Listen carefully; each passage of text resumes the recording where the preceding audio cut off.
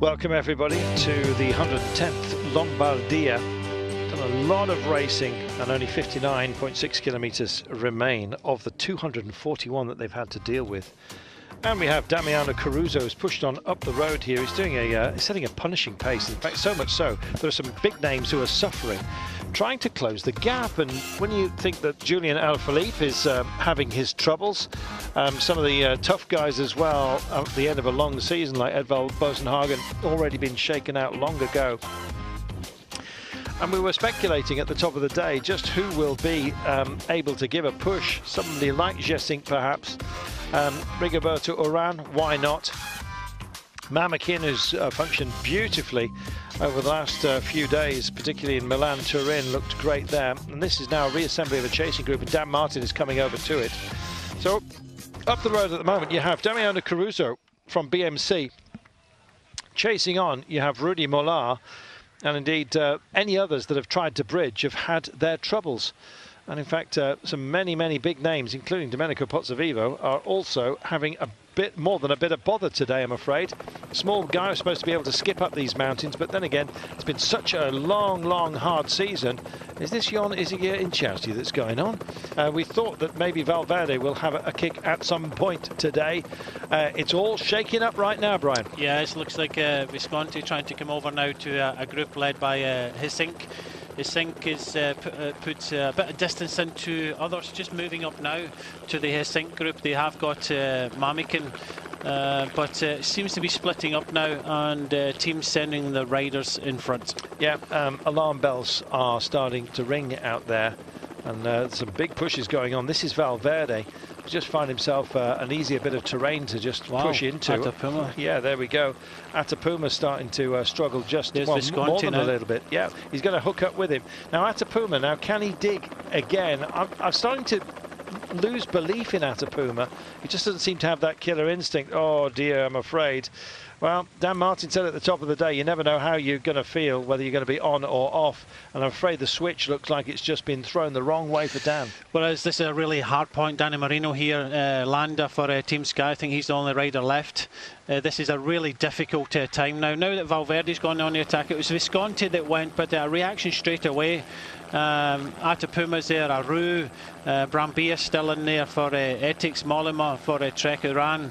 At the back for Cannondale, Bardet. So it's all kind of come back together, but that was a telling time there as Bardet seems to want to go over the top. He does. Bardet goes for it and kicks on, and big response coming straight away.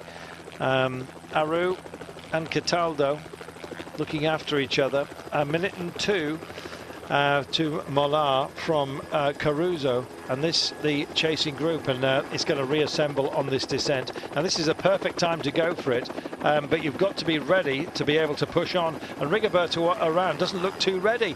In fact, Aru sails by him right now, and Uran's struggling in the saddle, back out of it and back into it again. Wow, it's all breaking down, Brian, with 57 kilometres to go. And if they can get over this peak, there's still others to come. 3 climbs in total. But Chaves looking very clever right now. Just takes a toot on the bottle. He may well have missed out in the past, but he looks lively and up for this, and this is a great show of strength now. Yeah, really splitting up. There's still a small group of Gesink just in front there. They're just about to come across to them. Gesink in the yellow jersey, but it's all splitting up. The race is really on. 57 kilometres to go. He's still got Caruso from BMC in front. We were asking the question, who has he got behind? We've already seen Atapuma and Demarque in this chasing group. For how much longer? We don't know, because the race is on. That motorcycle needs to get back. And I think the director is probably screaming at him right now. You often see them getting very close, and of course tragically so at the top of this year, as I'm sure you know. But nonetheless, there is a you do normally get, especially in the classics and indeed in the Grand Tours, the absolute top level of camera bike work, and we're glad of that. But races just taking time to make things safer. Hessing pushing on big time, and it looks like Uran managed to get in. Is it Uran? It's Villella. No, this is the group that went away. Yep. You've got Hessing, Villella, Rosa, Mamikin, but it seems to be some other riders trying to come across now. So this is a really interesting group. Certainly is. Jesik, again, living up to the billing, I think it's fair to say. Late in the season as well. Maybe he just likes it because it's cooler and slightly more damp. Not quite sure. There's the peloton, as called the peloton, but that's about 30 to 40 riders. And indeed, they're thinning out big time as this descent reveals itself. Yeah, Chaves and Bardet are just about onto the descent group, and this is Brambilla and Aru trying to shut it down. So it does look as if Chaves has made it across with Bardet into the descent group. Well, we've still got over 50 kilometres of racing left. In fact, they'll be taking on the next climb at the bottom of this 8-kilometre descent. It's fast and pacey, as you can see. Look at this. Just trying to sight the corner, and does it beautifully on his own. There's the camera bike in attendance. Do you know, they're getting good. Spearing the corner, trying to find a line through, thread his way down this mountain. And Rudy Mollard is our chaser, minute and 21.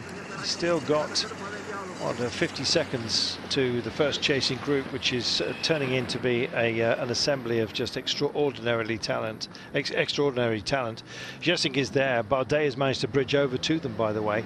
Only at 3 minutes, some of the rest of the favourites for this race, including Rigoberto Uran.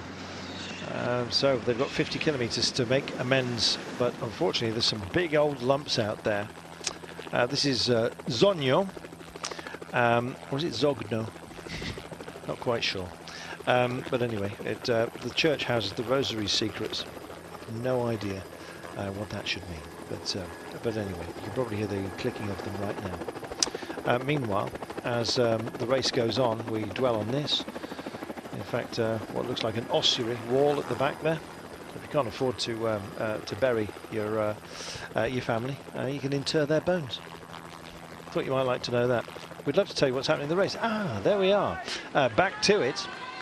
And this man dragging his bones right the way towards Bergamo, and still got a minute and 24. There we are. Caruso has done a fabulous job today. What's the battle plan? Well, the battle's happening behind. He's setting his own pace, but it's going to be a long day in the saddle for him. I don't believe he'll make it to the finish, but he was told to get in the breakaway, stay out there as long as possible.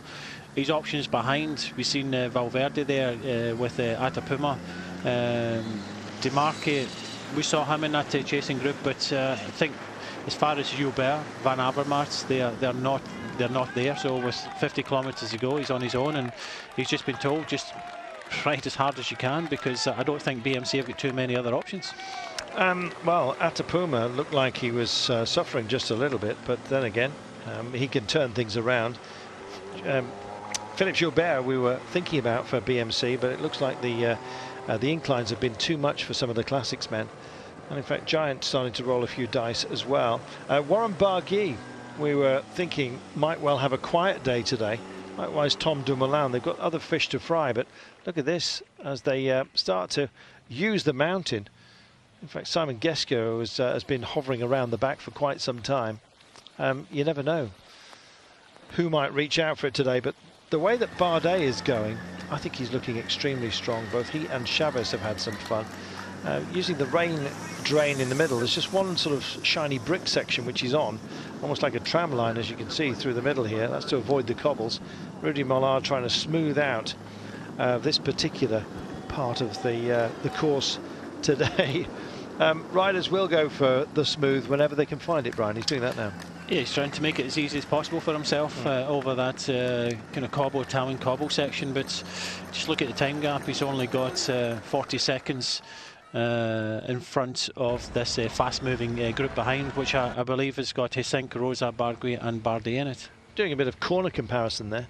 A little bit unfair because they're not exactly the same body form or riding the same geometry, but nonetheless, an interesting comparison like that. I would like some more water, he says. Meanwhile, here's your quality chasers. Jesik is in here as well. Rosa likewise. Romain Bardet has made it over. Chaves is in this group as well, Brian. This is good.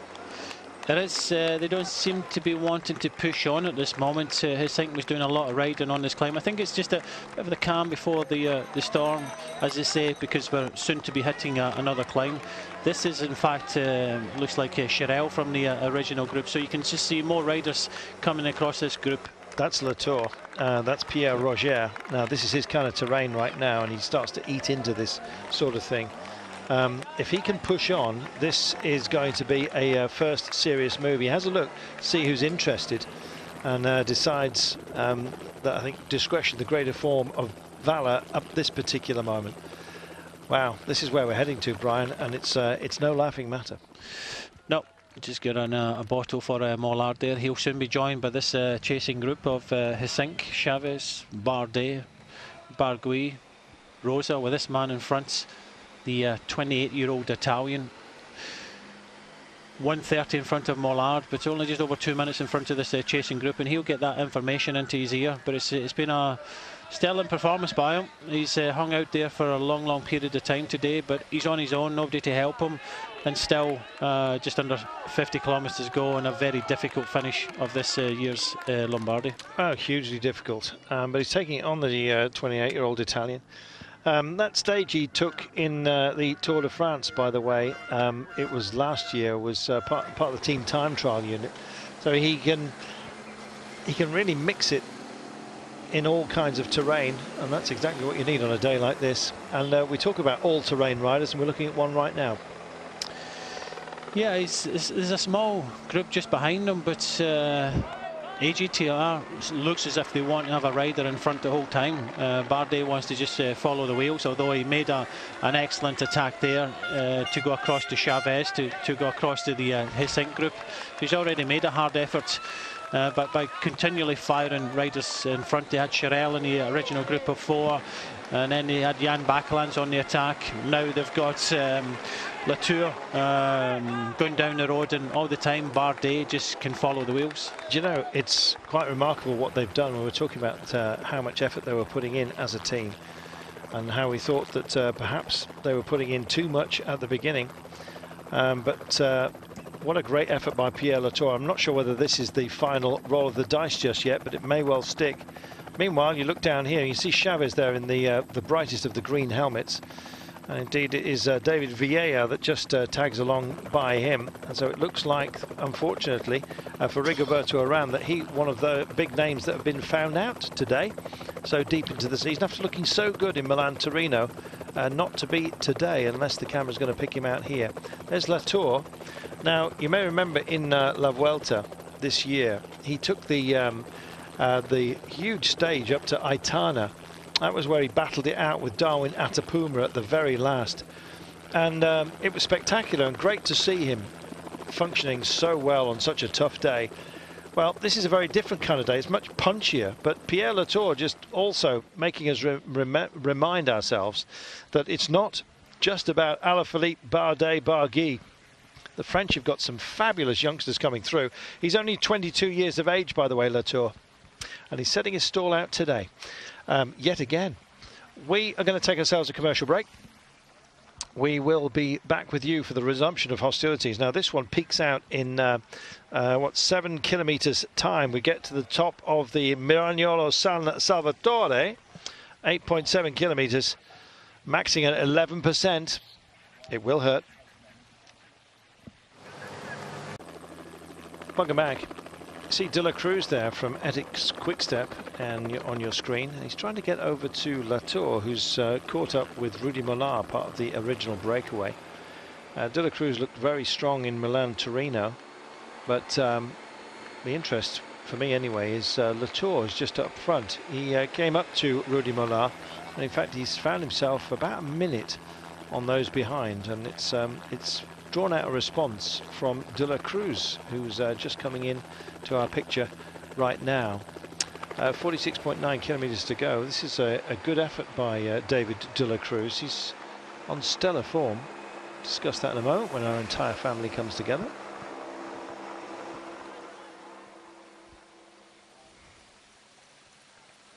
We look at the chasers, and this group includes some of the big names.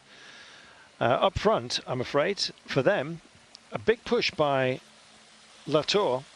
Pierre-Roger Latour has gone for it.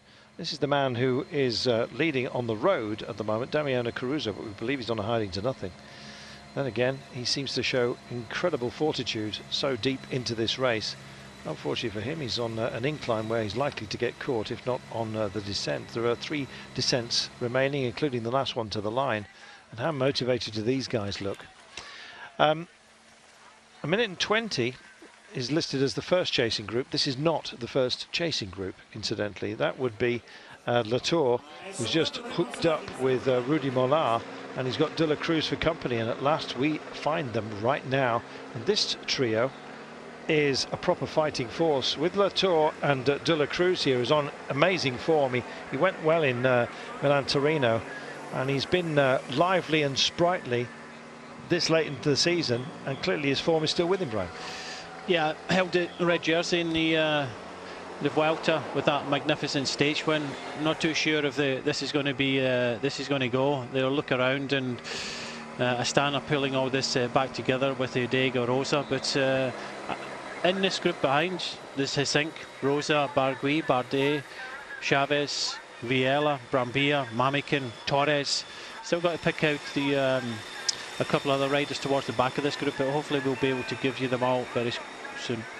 Meanwhile, out front, he still goes for it. As you can see, those are the intermediate riders, but just look beyond them and you can see the riders that you see on your screen right now. So we've finally got our selection, Brian. It's taken a long time today. In fact, 200 kilometres, just about. Yeah. We've completed 195 of them, but there's still a lot of this race to be had. Yeah, I'm just picking out the Diego Rosa's there, Villella, Torres in the red. Towards the back there's Valverde and Visconti. So it's a strong group. David De La Cruz pushing on with Latour, Mollard for Cofidis in the red, just kind of hanging on. He was part of the original breakaway, but only just over 40 seconds in front you've got Caruso. So Caruso's in front by about 40 seconds from these 3 riders from this small group of Rosa and Villella. As we see Max Chiandri coming up to give Caruso a bottle and give him some information. Yeah, and maybe a little encouragement as well. Well, that bottle didn't last too long. De La Cruz looks fatigued. I think if they take a look back, then, as he does right now, I think the heart's just been knocked out of this push, despite the efforts of Latour here. I was so impressed with him during the Vuelta. And that last duking it out, I thought many times he was actually right at the end of his resources, but he just seemed to be able to dig and find something extra, which all the great riders are able to do. So what have we got? About 11 riders just pushing onto this group, so it's going to form to around about 14.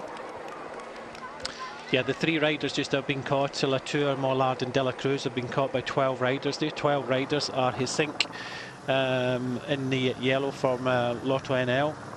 Rosa and Arua there for Astana, Bargui for Giant, Bardet for AG2R, Chaves for Orica, Villella for Cannondale, Brambilla is there for Ethics, Mamikin for Katusha, Valverde Visconti from Movistar. Nice little conversation going on there with, he said, why did you do that?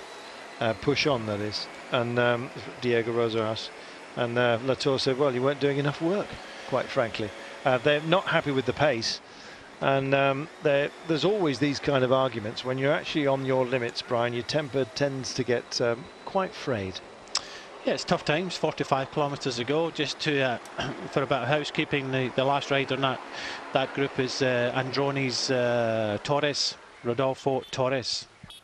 Well, here's Rigoberto Uran. Can't quite see where he is and which group he's in at the moment. This is the second peloton. In fact, he's actually made it across. He's made it across. Brilliant. Wow. So there we are. So I was thinking he was further back, but he has made it back in, just like yourself. But there we are.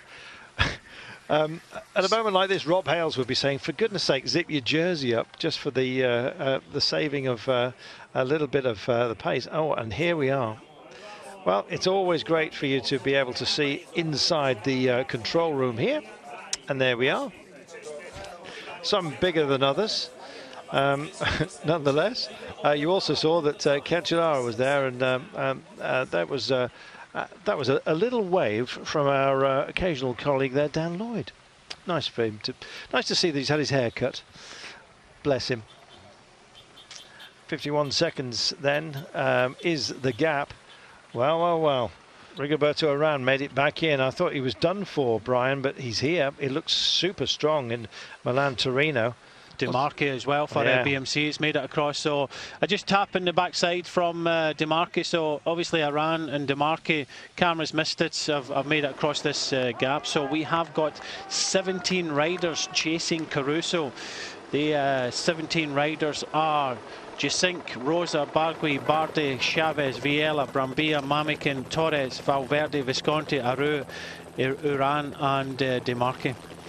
Plus Latour, Mollard and De La Cruz. I'm glad you didn't forget them, Brian. 45 kilometres to go then. We're going to take ourselves a break. This is going to... I beg your pardon, we're not going to a break. This is going to be more than dramatic, and I don't know who it is that's on the back of that motorcycle there, but clearly offering up some great encouragement to the lone rider up front. Well, he's about to be caught, and Caruso, I don't know what he's going to be singing tonight, but to be honest, he's going to be nursing his bruises. Looking down at this group, well, what a fantastic group, rack full of talent it is. And this is the moment where just making it also back on Demarque. I thought he was going to give Uran another little hello, but not to be. The quick step car just getting himself into a little bit of bother. So cars called out of the gap because there is virtually no gap at all, Brian. No, it's coming right down. I just noticed that just from a helicopter shot, the Mamikin from Katusha, I think drifted out the back, but it's Rosa of Astana doing all the pace setting at the front of this group. It's going to bring back Caruso, but I don't think they're too worried about that. It's just setting at a good enough pace because they're looking for Aru to possibly win this race today. Well, Rosa's done a stellar job of closing down this gap, keeping the pace absolutely where it needs to be. What a day it has been on this 110th Lombardia. And as you can see, we have a very thinned out main chasing group right now. Poor old Damiano Caruso of BMC. He's been out there alone for such a long time today. At least he's got a teammate to say hello to him in the form of Alessandro Demarque, who's just made it back into this group where we think the race winner will come from today. And indeed there it is, and he looks over and nice to see a big grin coming from Diego Rosa. Got you at last. And so time to dig deep then and start to head for the peaks. Just making it on at exactly the right time, Rigoberto Uran, joining his teammate David Villella from Cannondale-Drapac. But there's some real worrying names within this group for just about everybody. And to be honest, I'm quite surprised that we've got this assembly, because I've been seeing some suffer. And well, I don't know why we're heading downstairs. There's a lot of action going on at the moment. But anyway, 4.3 kilometres to go. They're given to doing that. Oh, we're going to have a reveal from the helicopter. There we are. This would have worked had they popped out, but they're just too late. Bit of a watch check, as if, come on, let's get on with it. And well, we're saying the same thing, to be honest. Ah, there we are. Nice to see that she got there just in time, having told everybody that she was going to film them coming by. Who's your pick then, Brian, out of this lot? I think Bardet and Aru hard to be favourites, but seeing the way that Valverde has been going, he was a little bit sick last week. Valverde looks good. Uran came across, and how much of that effort will he pay for later on? I'm still thinking Aru and Bardet seem to be the favourites, with Valverde and Uran. In this group, they are big dangers. Can't discount Chaves. So just go through the group again. It's Jacinque of Lotto NL, Bardet and Latour of AG2R, Rosa and Aru of Astana, Villella and Uran of Cannondale, Brambilla and De La Cruz of Ethics Quickstep, Valverde and Visconti of Movistar, Torres for Androni. You've got Barguil for Giants, Demarque, and I think I don't know if Caruso's still there, but Demarque's number 44 just at the back there for BMC. And Chaves of Orica, Latour of AG2R, Mollard of Cofidis. So it looks as if Mamican, we just noticed him, has left this group, and we only have 17 riders. Well, when you see a long chat for the likes of Michael Landa, you realise it's been a long race. It's also been a long few weeks, I'm afraid, for Team Sky. They're not in a happy place at the moment, and hope that all gets resolved for them. It's all about 2 certificates, by the way, therapeutic use exemptions and the like. No suggestion that anything has been done illegal, but there's a lot of ethical questions going on around cycling at the moment. 43.6 kilometres to go. It looks like it's a sunglass test for the cameraman. Not quite sure what that was all about, but anyway, back up to the front. Aru and Rosa are here, and it's Rosa that's putting on the hurt, as you can see. Likewise, David Villella has done a controlled job, waiting for Rigoberto Uran, who at the top of the day I thought was going to be amongst the favourites. Well, he is, but unfortunately the efforts he's actually put in to get to this position, anybody's guess. And he's still riding with an open jersey.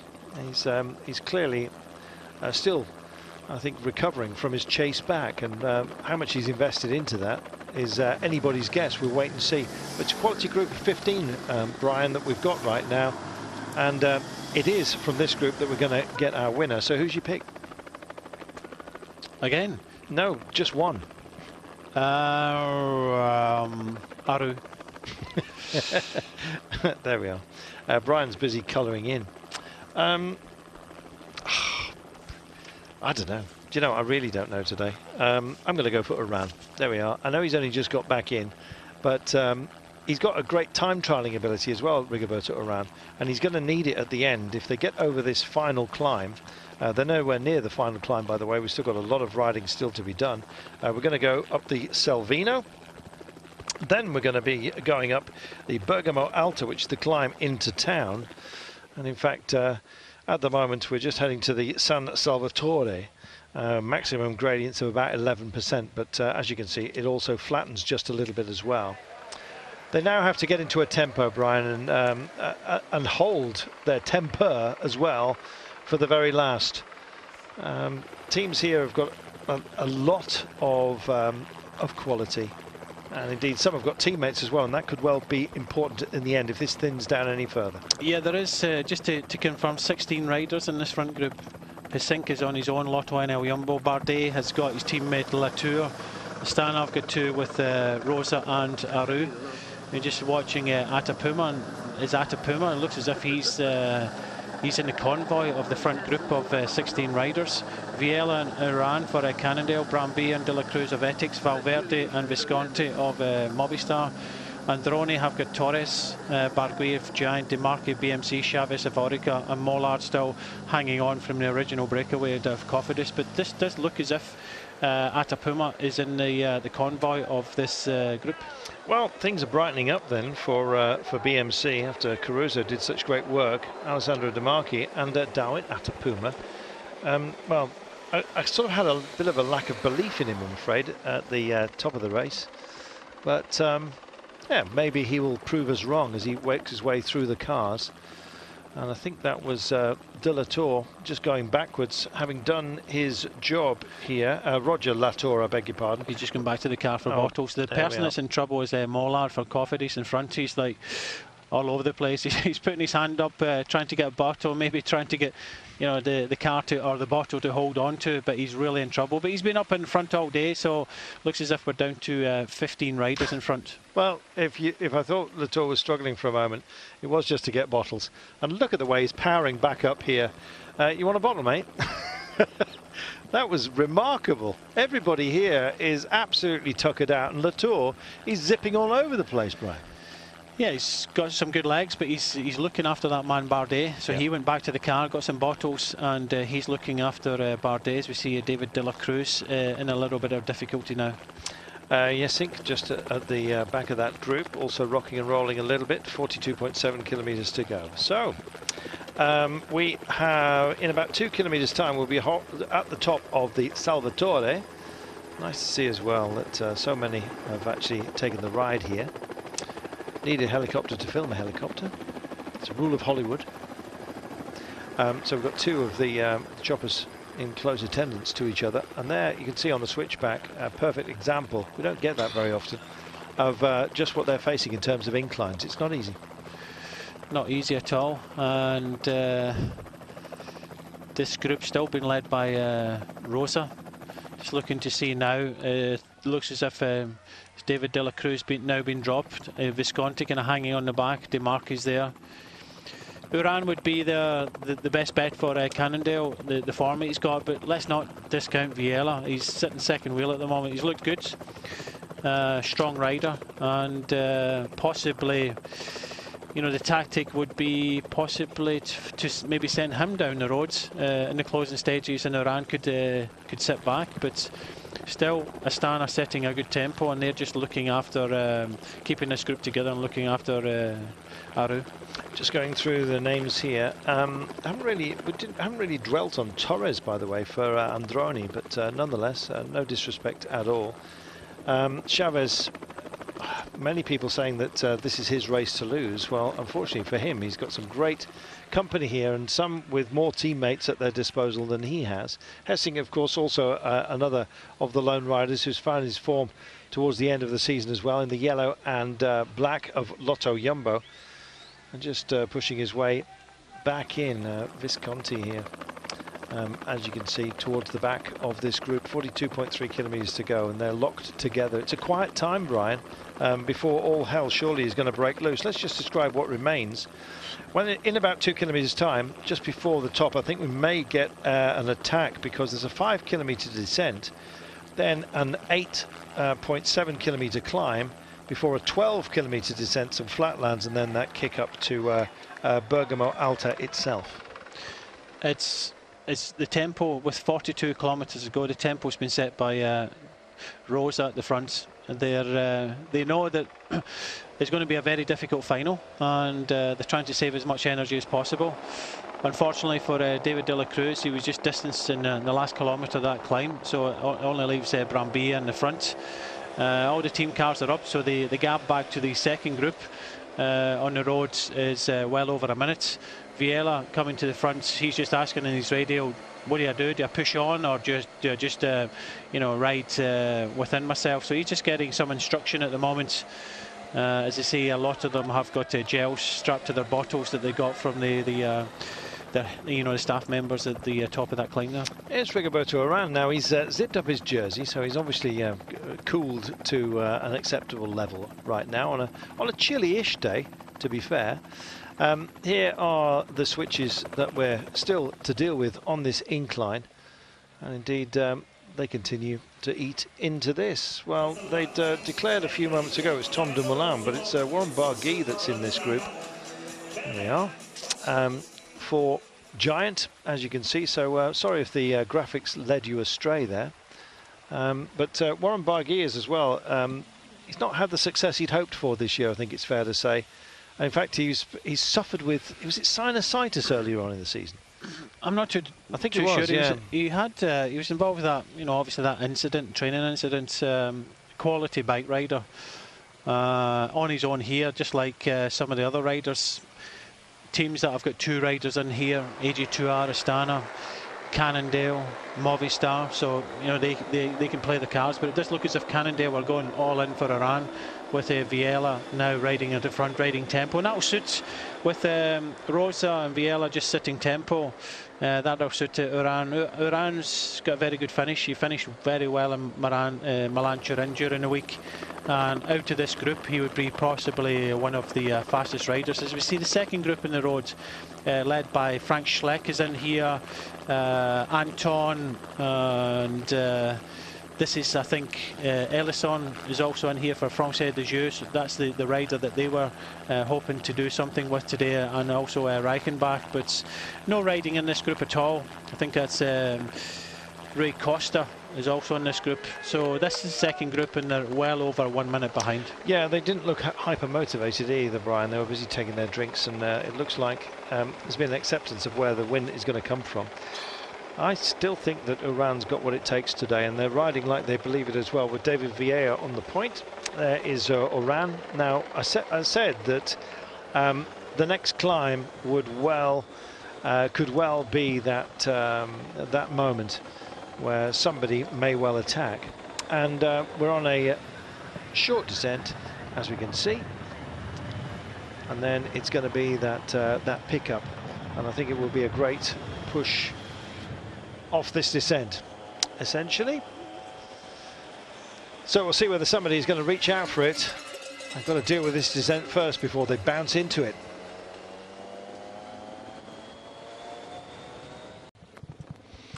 So Villella at the back, shaking his head, having a little word with Robert Hessink, who's clearly not overly delighted by the descent. And in fact, they'll come off this and then they'll bounce into the Selvino. The Selvino doesn't peak for about another 8 kilometres time, so 5 down and then the remainder up.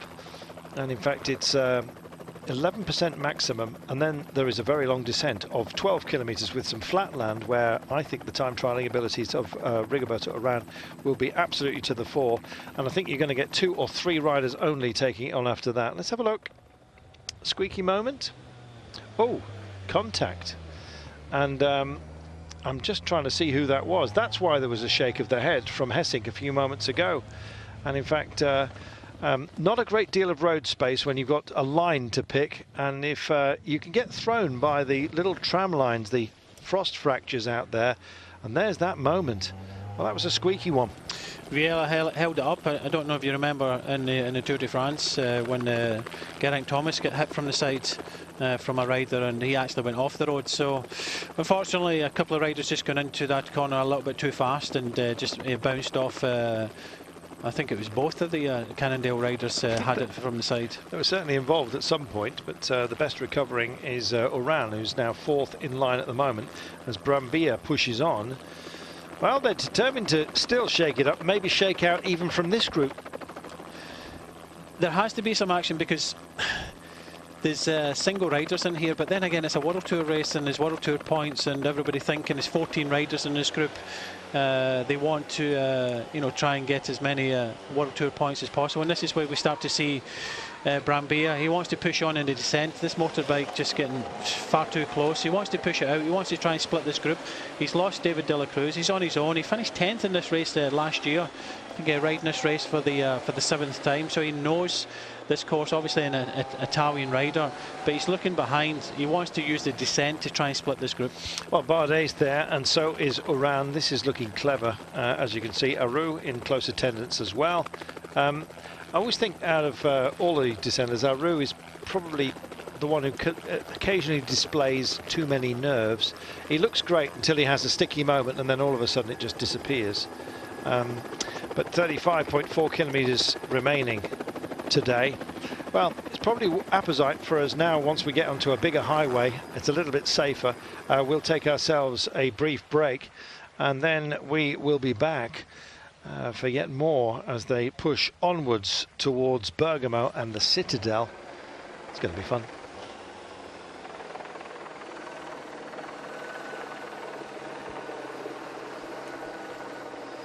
Well, for those of you who are staying with us, I'm very glad you are. Meanwhile, they dig into it, and look, all of a sudden everybody is looking at each other as to who's going to do the work, and this is going to allow for a little bit of retrieval from those further back. Chaves picks it up and Chaves buries himself, and Chaves goes for it. So this is gauntlet time, and Chaves is testing everybody out. He hasn't done too much work so far, but decides he's going to kick on. The marker that's sent up is Diego Rosa to try and mark him out, and there is Uran, who is not to be taken the mickey out of at the moment, and Bardet also riding in on his back wheel. Absolutely superb.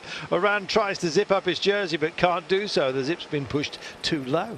He's going to have to think about that next time. Maybe just leave it above the belly.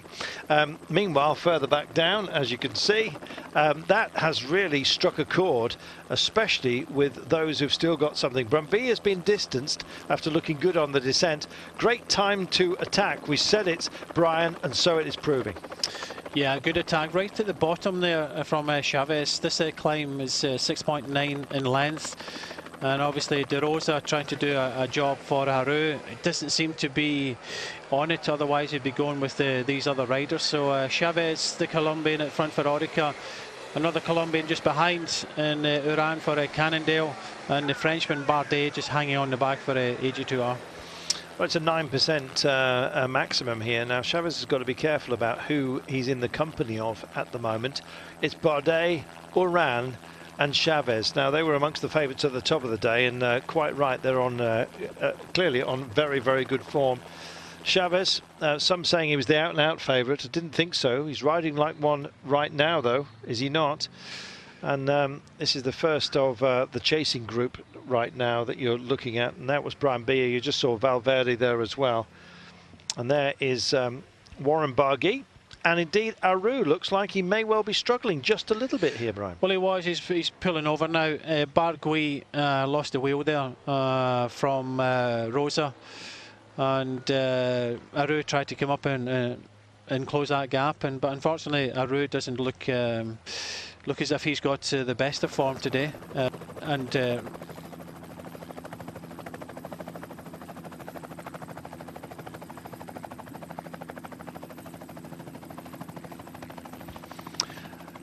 They push on.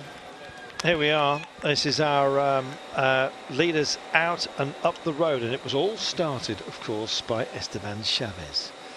He's got Uran with him, and indeed Bardet. It was a heck of a moment, and this could be the winning move. We said that the attacks would come, and so they have.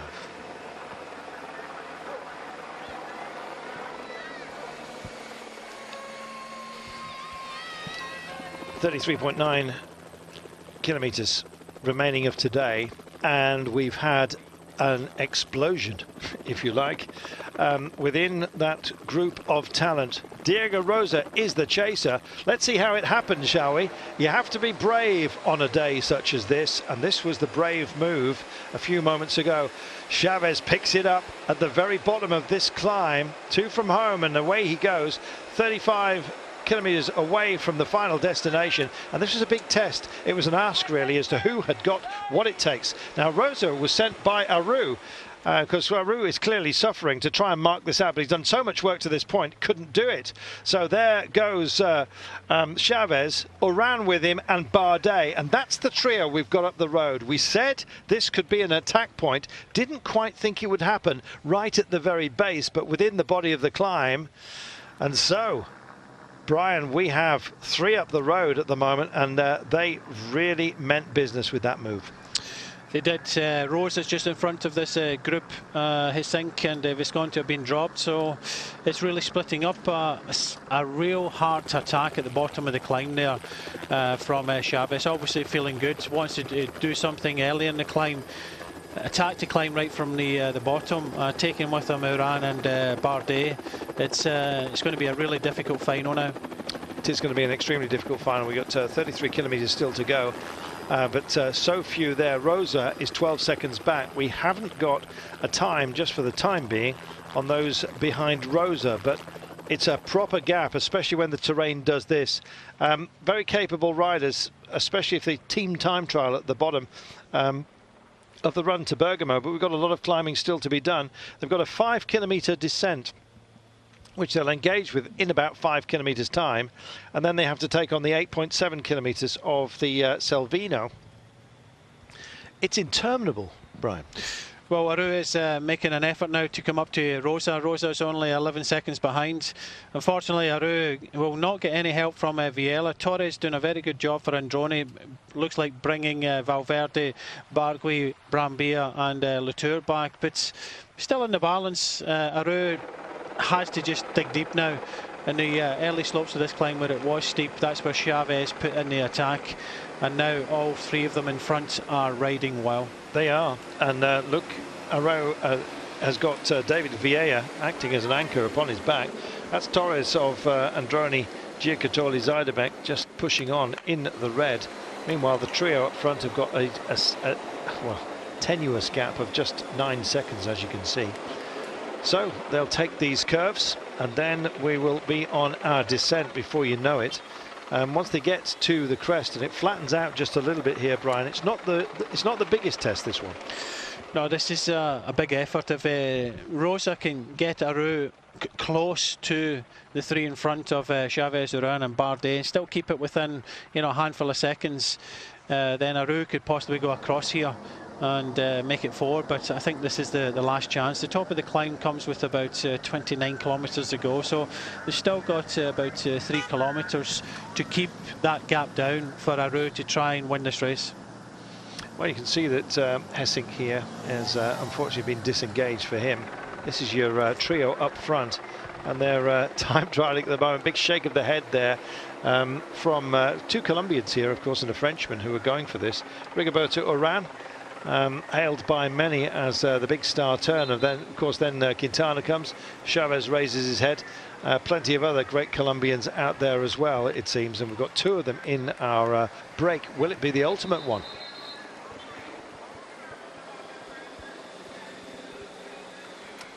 So, is this the one that's going to stick with 32 kilometres to go? Look at that beautiful shot just round the corner, or are they round the bend? I think you've got to be to take on 241 kilometres this late in the season, Brian. Yeah, it's just a pity when Rosa tried to go with it, and he seems to be the strongest of between himself and Aru, and I think Aru just said to him, look, I don't have the legs now. If we want to try and win this race, you have to dig deep and try and go across, and I don't think Rosa will manage to go across to the 3 in front of Chaves, Uran and Bardet. Well, it's Bardet that's marking him out here of Giant Alpecin. Rosa's gone for it. Nice to see Torres as well. The little guy in the red here of Androni Giocattoli just bridging over. Torres, of course, I always forget, another Colombian. How many more? Yeah, a very good rider, Rodolfo Torres. He's been over in Europe for the last few years, turning in some good performances, but unfortunately I don't think it's the winner's going to come from this group. Valverde, Aru, if he had the legs, he would have gone with the front 3, but it does look as if Chaves and Uran and Bardet will be battling this one out today. I think so. Up to that group, the chase group, with as you saw, with Aru within it. He just stretched his calves there and weaved around the road as if to say, no, I don't need to chase. I've got a man up the road who I've told he's going to go for it. Well, these guys are telling themselves that this is possible. It's a very tenuous gap at the moment, but they will have that descent, and then if they can just maintain it, it's almost a cruel gap when you can see your quarry up front. But Diego Rosa is making a good fist of trying to get over to them. I don't think they'll fear him. In fact, it may well be welcome if it turns into a fighting force of 4, all from different teams, and so it'll be mano a mano by the time we get to the end. This could be decided on that run up to the Citadel, and indeed there they are, just waiting for us. 31 kilometres to go as they share duties brilliantly here. Well, I don't know if there's any Colombian code, to be honest, but they look like they are pushing on. They're not waiting for Diego Rosa, but Rosa is going to bridge, I think, here, Brian. I'm not too sure, Carlton, because he's on his own. The camera's foreshortening the distance. It still looks about 15 seconds. These riders, look at their face. You know, Bardet's putting an effort in, but they're all riding together, probably given 90%, but Rosa is given 100%. He knows that in the next couple of kilometres there's a descent, but he has to get up to the 3 in front, otherwise it's all over for Astana. I was just about to say 8 seconds is my reading of it, but 10 apparently. He's a good descender as well, so it may well come to him, but 28 the first chasing group now. That doesn't sound like much of a margin with 30 kilometres to go, but the quality of the guys we've got up front, Brian, it's believable. Yeah, Visconti now comes to the front for Valverde. The thing is, Aru is the man for Astana today. He never had the legs. Rosa was also already riding today. Just think, if Rosa hadn't ridden in that previous climb, ridden that tempo, then I think he would have already been with the front 3. But that's the call you make as a leader. you have to make that call, and I'm afraid that Uran made that call too late. Good point, Brian, and it's exactly the same call, essentially, from Rigoberto Uran last time by Milan-Torino. David Villella was up the road, Michael Woods was up the road, and they thought, well, let's leave it to him. I think Rigoberto Uran was called back. It was a slightly different scenario, but sometimes if you've got somebody either in a good position or have got very good legs, you have to let them have it. Yeah, but when you're a leader and you get paid as a team leader to deliver big performances like today, you have to stick with the plan, but unfortunately late in the race, Uran maybe have said, look, don't do too much work, I don't feel so good. Maybe he kind of hit the wall a little bit, because if Uran had the legs, he'd already be with this three-man group. I'm really impressed with Rosa now, but the thing is, he's given absolutely 100% to go across to them. He's just hovering a handful of seconds, 5, 6 seconds, 7 seconds now, and it's that effort that's going to cost him a lot. 5 seconds it is now, so I think the graphic is just being generated without consideration to this man's closing speed. He's doing a fantastic job.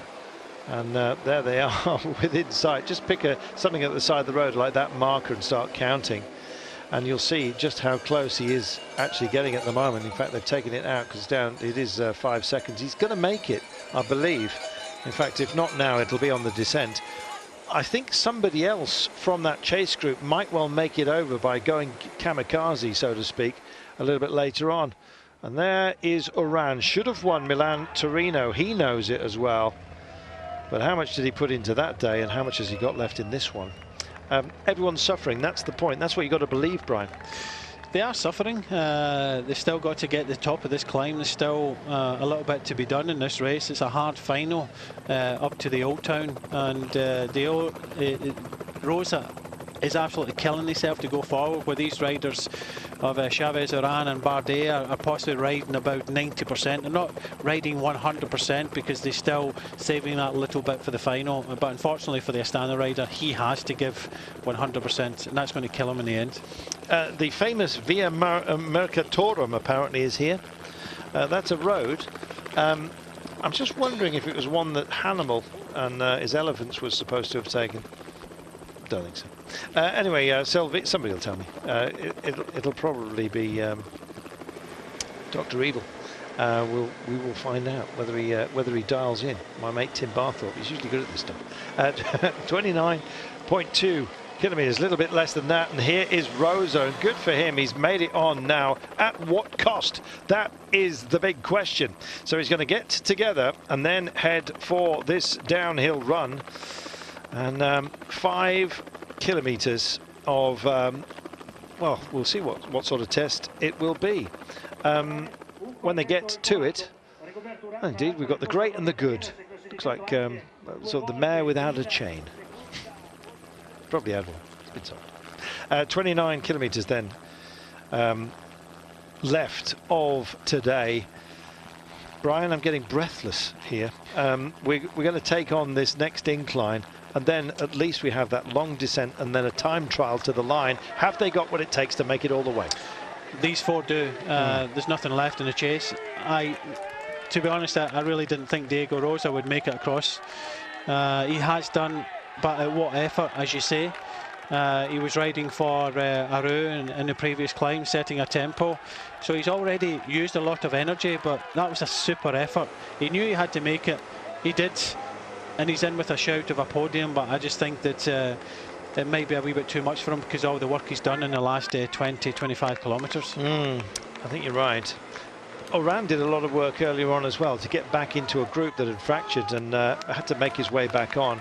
The quietest rider of those who are at the front, and that might be a crucial thing, is Chaves, despite the fact that he engaged with that push, that it was the move that set up this quartet. But to be honest, Chaves has been the best hidden of all of them within the peloton throughout the day. He has. He's been well protected. Verona rode for him, and many other of his teammates have helped him. And now we get 4 individuals in front. AG2R have got their man Bardet. They've ridden well today, getting riders in the breakaway. Uran is the other rider in form, probably one of the favourites for this race. Chaves were already mentioned, and Rosa doing a terrific effort when it should have been this man sitting in second. Uran, it should have possibly been in this front group. Well, as you can see, there goes Brambilla. You almost heard the sound of a pop there. You see Aru as well. Now, Aru is going to sit on the wheel of Valverde here. He's got no reason to push on. It's up to 42 seconds now. Well, the winner surely is going to be from this quartet. They're looking relaxed.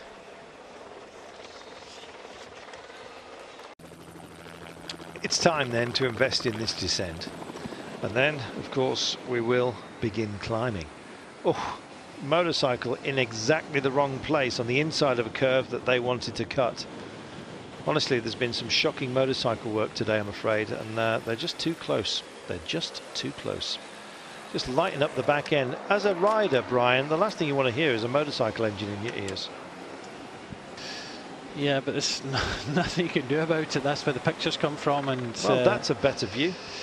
Yeah, it's one of these things that you know, if you're in front of the race, you're getting help, and when the breakaway, you have to do it from behind. But you know, the riders are used to it. We had some safety issues put into the Eneco Tour, which worked quite effectively. They're taking out any photographers and just had the TV pictures. Yeah, there's a lot to be had, and this is a very technical descent and very difficult to film at the same time.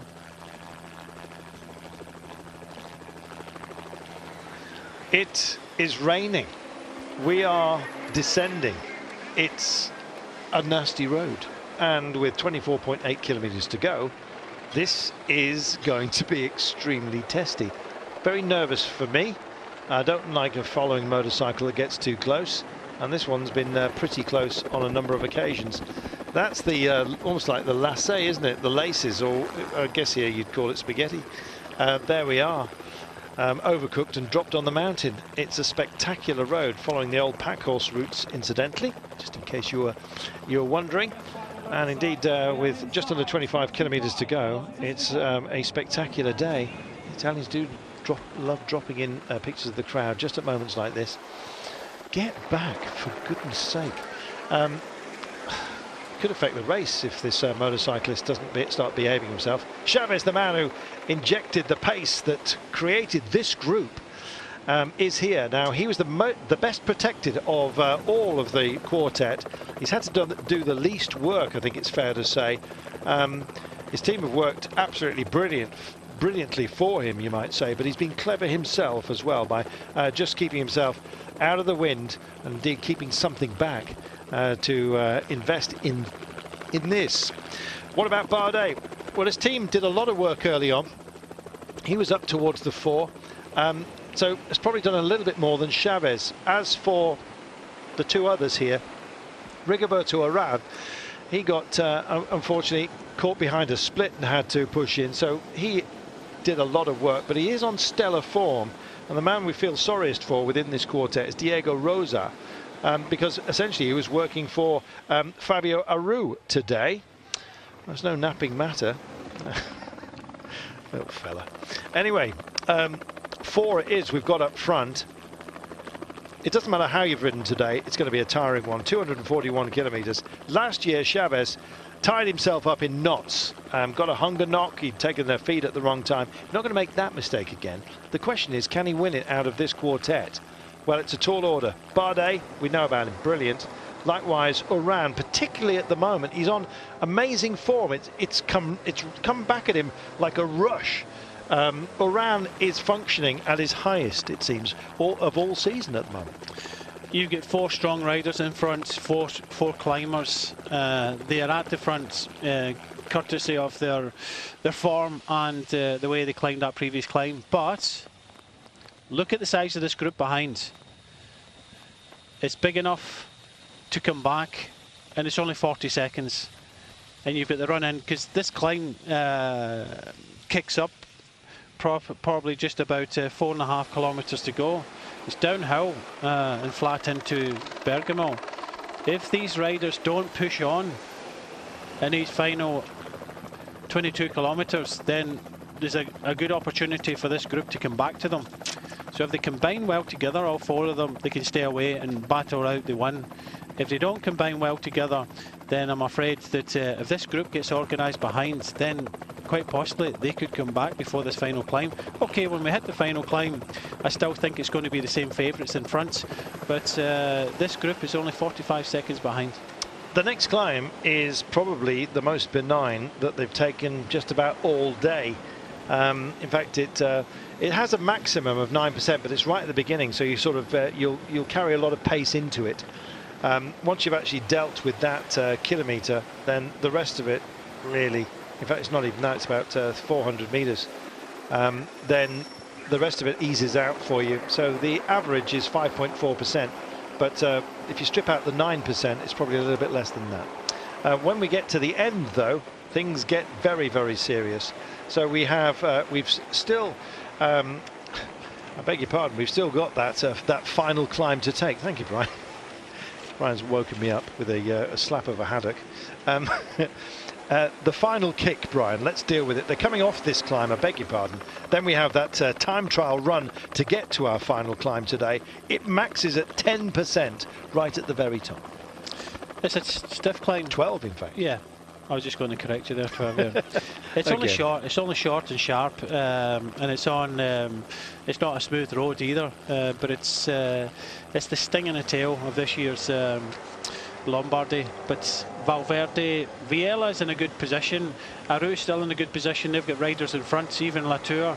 But Valverde coming to the front, and he's the person setting the tempo. Once we come off the tricky part, if the other riders want to ride on the front, Demarque, Hisink, Visconti's there, Brambilla, they want a chance of winning, then they could still come back to the 4 in front. If they're thinking about just World Tour points and finishing in the top 10, then they won't come back. So this is going to be a testing time to see if this group does come off this descent, do want to come back to the front.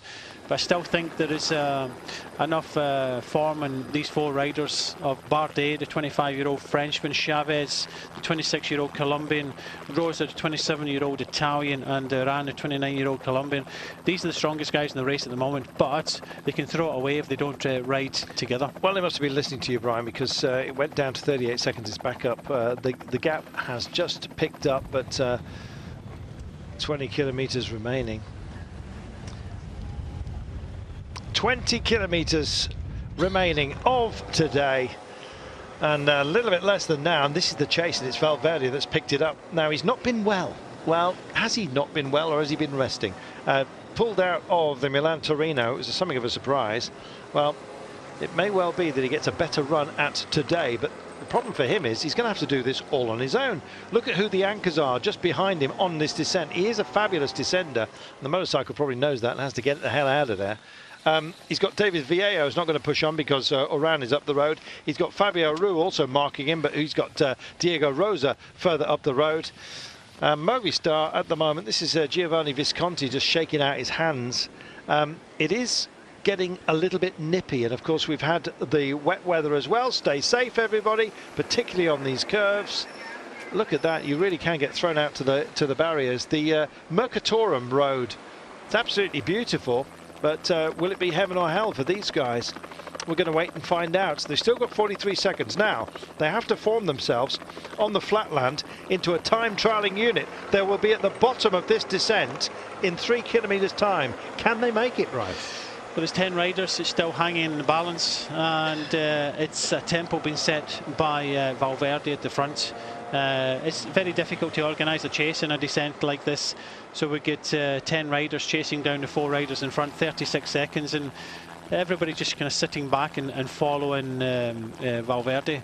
As we start getting to some tricky parts, you can just see the roads are slightly damp as Uran now has to chase back. Still 40 seconds, still in the balance.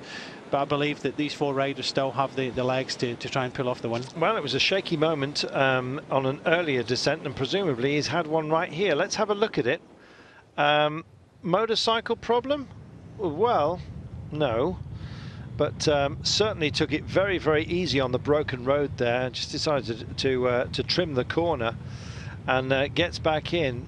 He normally gesticulates if he's upset with the motorcycle, but the rain's coming, and that explains the squeaky moment. Now, we're still not done with our descending, Brian, because we've got some right at the very last after we take on our pave section and the climb, and then we'll come down and back into town, essentially. So we climb to the city walls and then zoom back in. Nembro we're at the moment.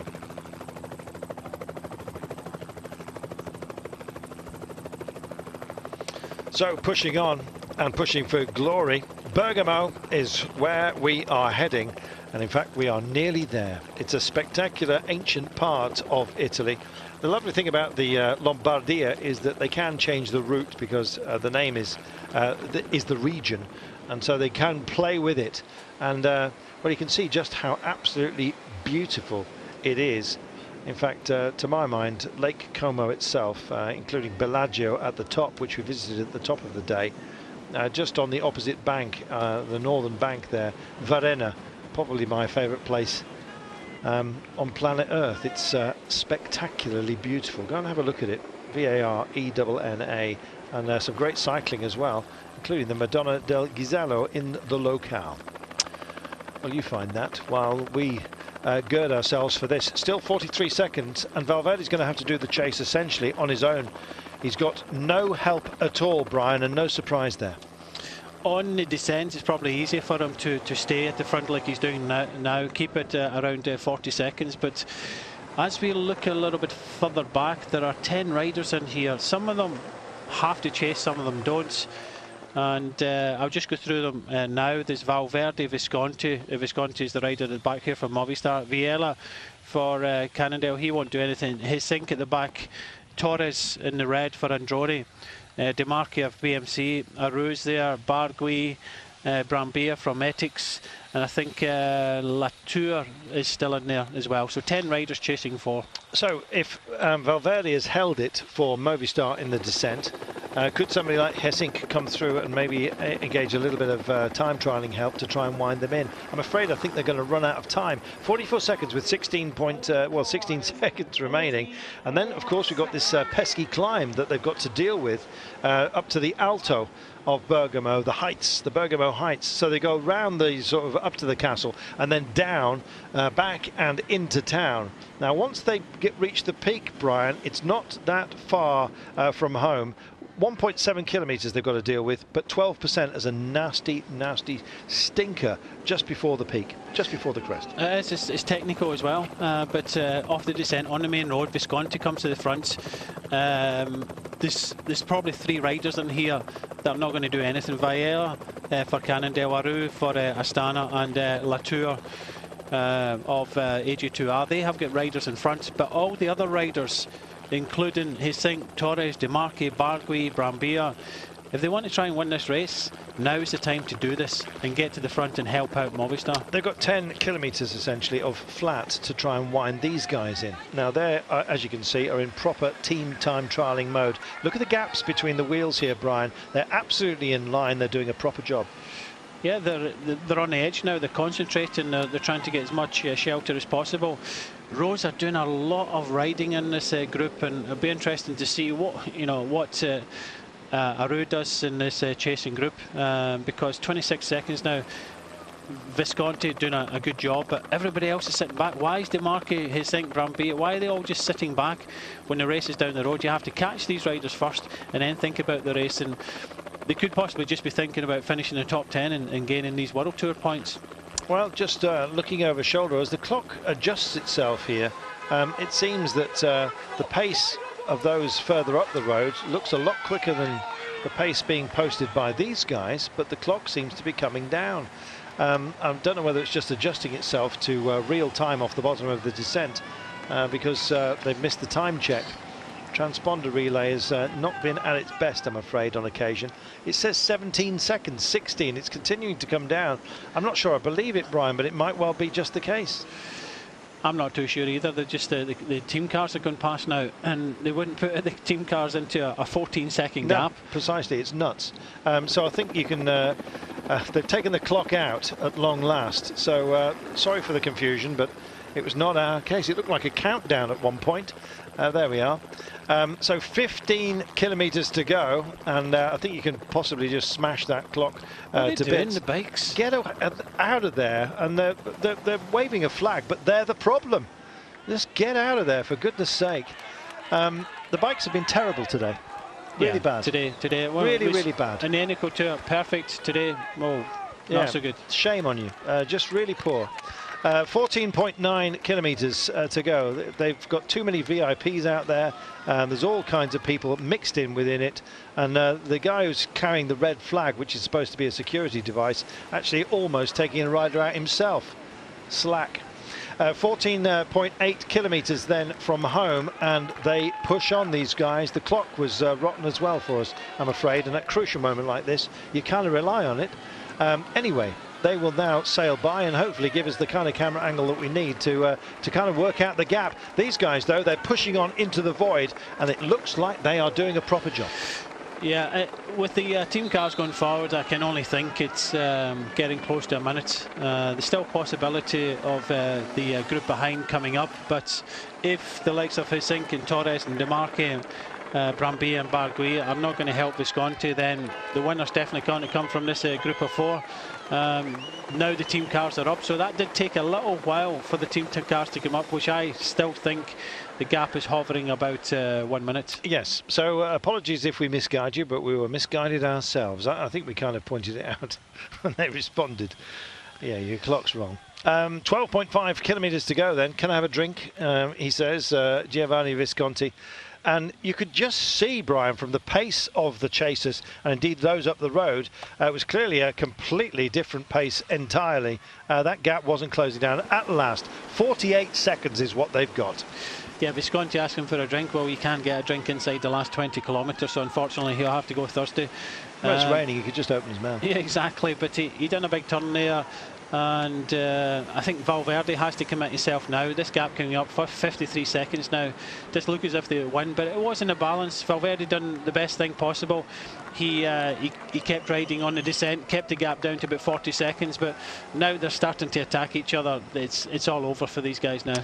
Yeah, I think so. This is Torres, who's just going for minor positions by the looks of things. 11.7 kilometres to go. So we have our final climb, and it is a nasty, nasty test, albeit the sharpest point, I'm afraid, is just before the absolute point at the top. What's the point of that? Well, it is a big sort out, and I think it possibly might be, but only for minor places amongst these guys, because up front they're going to be gunning for glory. There are that is Aru just taking a drink as well. It's a minute now. It's going to be amongst those four.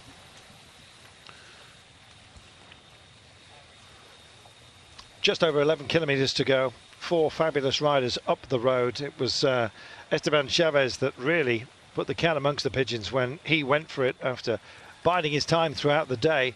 They've got a minute on the chasers. And indeed, we're going to be seeing where they are heading. And thankfully, they're doing it in a split screen for you. Here we are then, getting rid of everything extraneous. Romain Bardet, big noise in French cycling, and indeed saving of blushes for France, I think, during the Tour de France this year, when he finally helped them to take a stage, and what a great stage it was. Rigoberto Uran, a man who's done such great things, but was always, it looked like, going to be a nearly man, even within Colombian cycling. But he's refound his mojo, particularly at the late part of this season, and he looks very, very strong. There he is in the green. Diego Rosa in the pale blue has been such a great stalwart and indeed battler on behalf of Fabio Aru. And finally Aru said, well, we both know I haven't got the legs, why don't you have a go? But he's done so much work today, how much more can he possibly put in? So that's your quartet. Chaves, who started the move, Mr. Smiles they call him, will he be today? So two Colombians. Of course, we have Rosa of Italy in the blue of Astana. And of course we have Bardet representing France and AG2R La Mondiale in the white. So it's not going to get caught, this quartet, with 9.7 to go. Of the four, who do you think will be strongest at the last? Well, in that climb, Chaves looked so good in that previous climb. I think Uran is the better finisher of the 4 riders in front. Bardet likes to descend like an idiot. But I think Chaves will be the person. You find it, yeah, Chaves will be the person attacking on this climb. He hasn't got the sprint as the others. So these 4 riders will be coming to this final climb together. And I think Chaves will go for it, but I think the winner is possibly going to be the Cannondale rider Uran. Well, I kind of hope so, to be honest, because I really like Rigoberto Uran, and it's almost like that others have come and nipped at his heels over the years. And in fact, you sort of start thinking, well, has he kind of missed the boat? Well, he's showing that it hasn't quite sailed just yet for Rigoberto. And I'm just hoping that today is yet another little look as to what great things this man can do. He's genuinely a very, very nice guy as well. Not saying the others aren't, but Chaves always very, very cheery. And in fact, he's almost like a pet, I think, within Orica-BikeExchange. They absolutely adore him, the Aussie team. And the success which he has found, of course, on many, many occasions, Grand Tour level as well, as I'm sure you know. Stages, that is. Absolutely fabulous. 2 great Colombian riders on your screen right now, plus, of course, an Italian and a Frenchman. Well, it shows you how international bike racing is these days. In fact, there we are. 1:10 they've got now, and they mean it. So it's about, I think, how you come into town. It may well be we see a bit of cat and mousing. You never know, Brian. Yeah, we're starting to see it in the chasing group. Why did they not combine together? You have to kind of forget about the riders that have got riders in front, but they should have, in the flat parts here, they should have just rolled through if they wanted to try and win. But unfortunately, all they're doing now is looking for the minor places and the World Tour points to go with it. Well, there we are. Uran, of course, twice a runner-up in the Giro d'Italia, so he goes very well in Italy. Never quite managed to take that extra step forward, and then of course the Colombian focus changes to Quintana and Chaves, but he's here, 29 years of age now. I always think that Uran's been around a lot longer than that, but yes, there's only a modest margin between himself and Chaves, that everyone thinks, of course, of being very much a youngster. Well, he's 26 now. He's no longer in the young riders categorization. A couple of stages on the Welter to his name. That was last year, and of course was runner-up in this year's Giro d'Italia.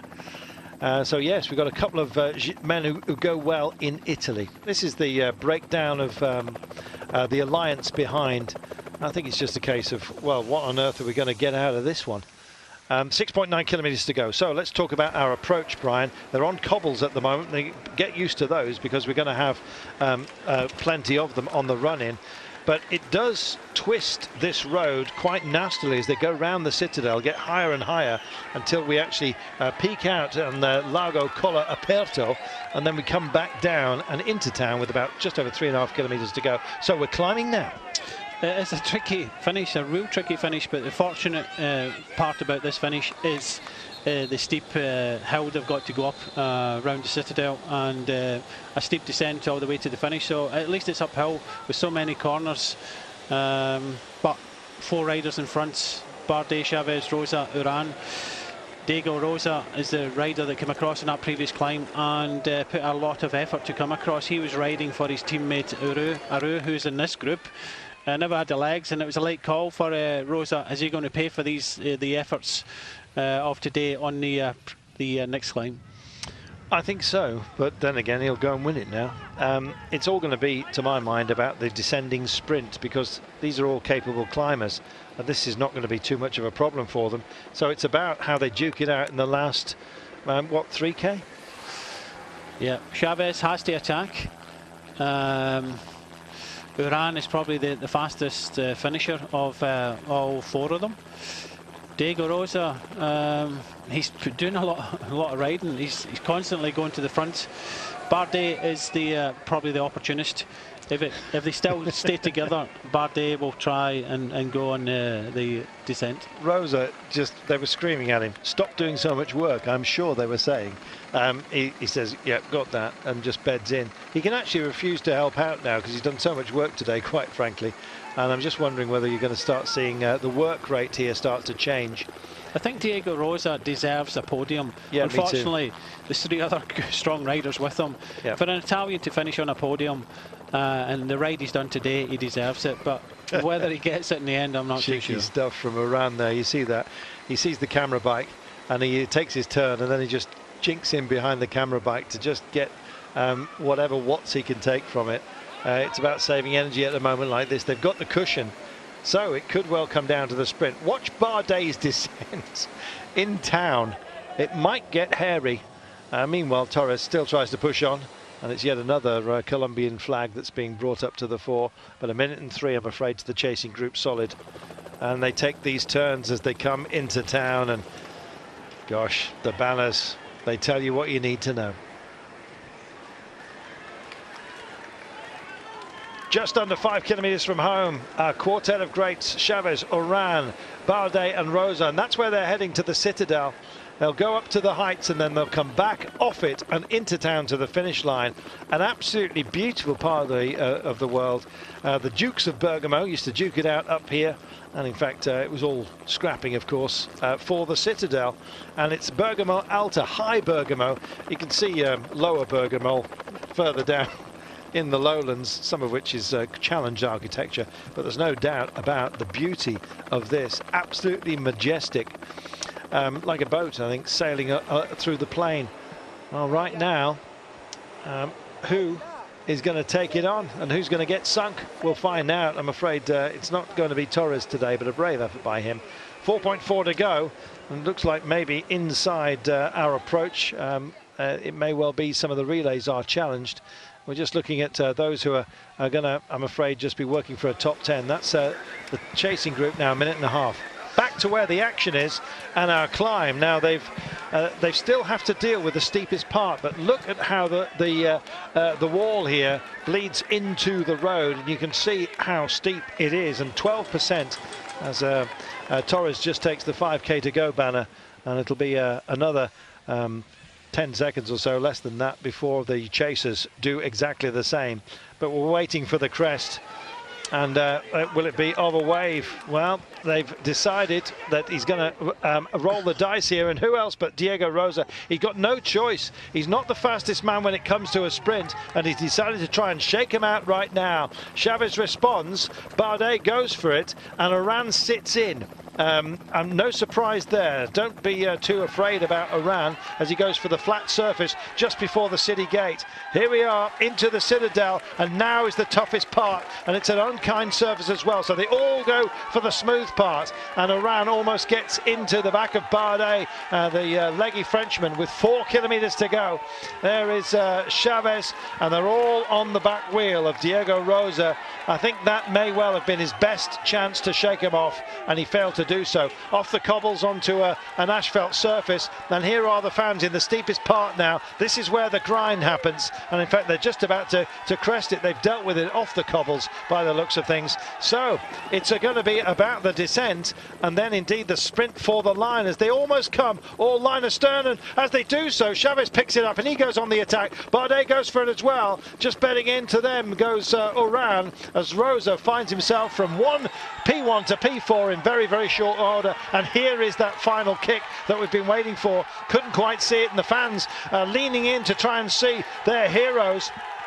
And they're seeing a face full of a little Colombian at the moment as he goes for it. Bardet stays with it. Rosa starts to look like he gets distance, and Bardet's gone pop on the 12% marker here. And Rosa's going to have to wrestle to get by, and the Frenchman's gone. Oh, he's struggling on this 12%. He might make it up on the descent, but it's still a long way to go, I think. Sorry, there's not that long to go, I'm afraid, for him. Back to the line. 3.6 kilometres to go, and it's the 2 Colombians out front, and I'm afraid the Frenchman's gone, and Rosa looks like he's suffering. And there's another Colombian Colombian here. I wonder if it can be a Colombian 1, 2, 3.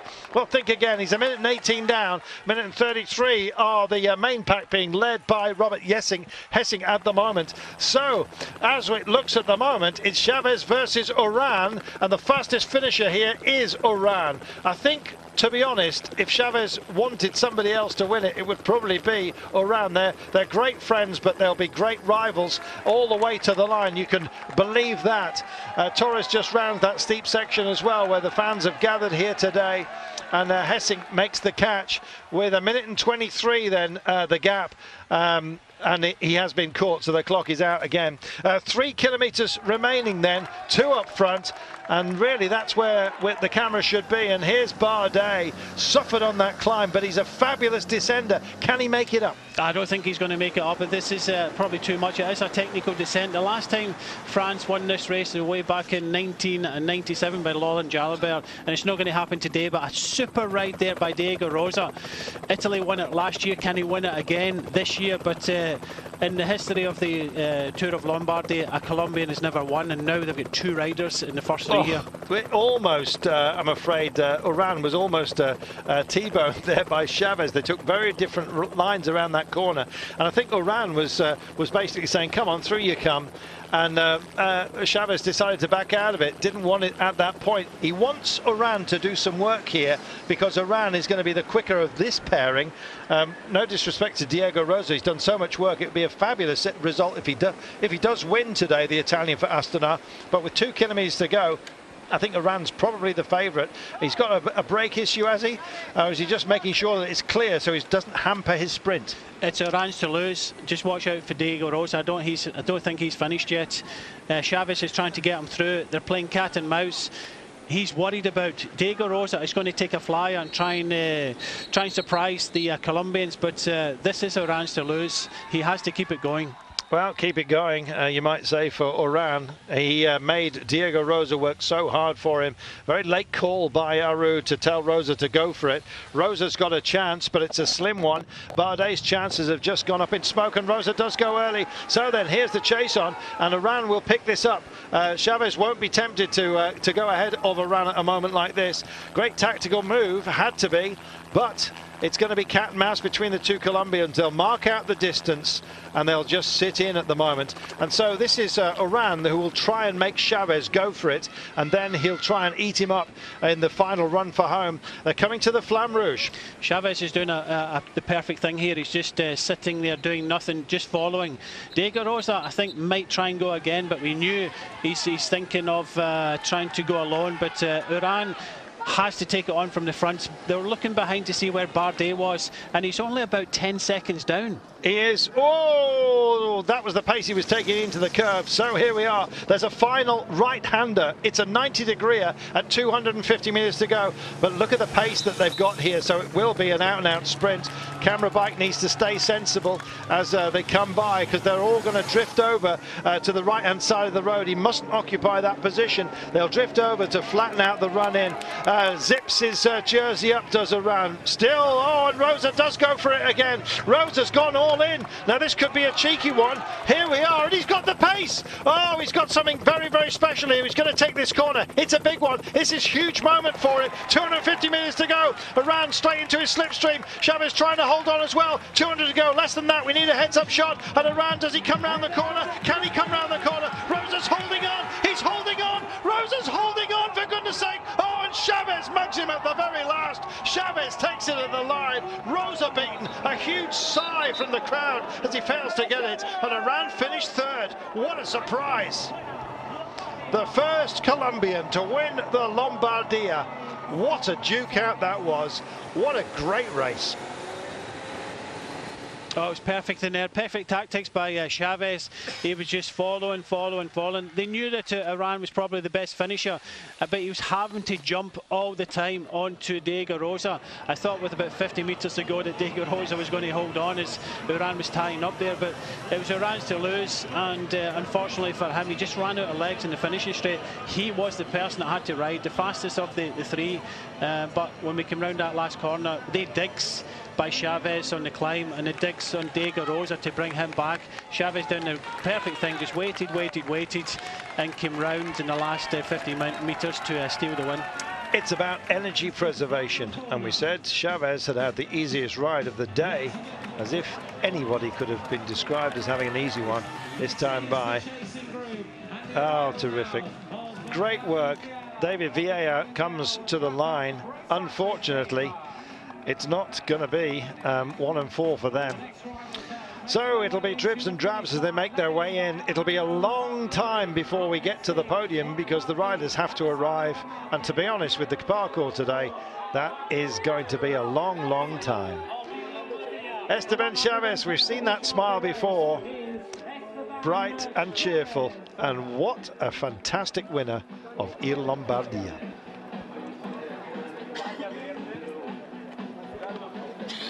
Super work by Chaves. He played it absolutely perfectly. He saved energy where he needed to, and he needed something left in the bank for the final investment, and it paid off, Brian.